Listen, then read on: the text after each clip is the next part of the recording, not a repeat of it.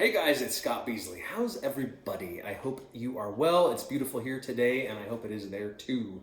Thanks to the many people who had nice things to say about my last little video. Diddy had a lot of fun recording that and was pleased at the feedback.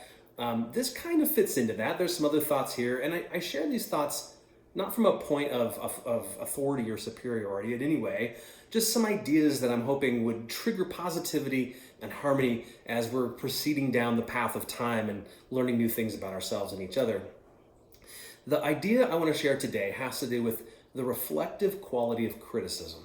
And it fits into judgmentality because the judging that happens naturally to all of us and by all of us comes from a critical point of view. When we're critical, when we're judging, there is something in the other person that we're perceiving. And I would contend that that thing actually, we have to recognize it.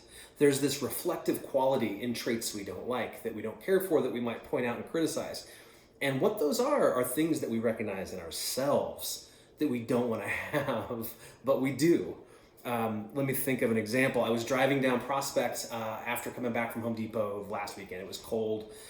Saw this dude, he's wearing all gray. I mean, all gray. Everything's gray except for from his belly button to his kneecaps, which are these like skin tone shorts. And for a brief moment, I'm thinking, boy, homeboy's just letting it all hang out. I thought that he was bare in the middle parts there, which is not like an ideal place to be doing that. And so I judged that. I was like, what is he doing? That's a fashion mishap waiting to happen. But in truth, you guys, I was wearing beat up jeans, the shirt I had slept in, and a fleece vest that I'd spilled my latte down the front. So I think what was happening there is indeed I was insecure about my own vestments. My own apparel choices weren't so perfect that day, and I was insecure about it, so I saw it in someone else, criticized it, and moved on. But I want to address that reflective nature because it's not just in judging.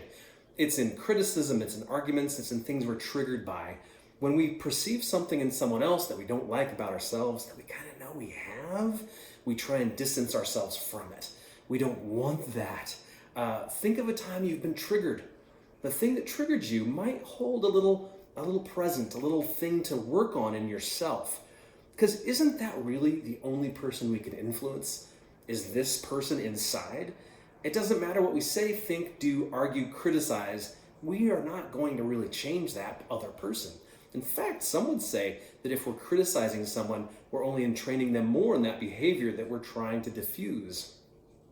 So my call to action in this case would be simply, similarly, catch yourself in the moment. If you're finding yourself being critical, trapped in an argument, look at that and say, what is it about that is actually about me? Here's a proof for you. I like my sense of humor when it works properly.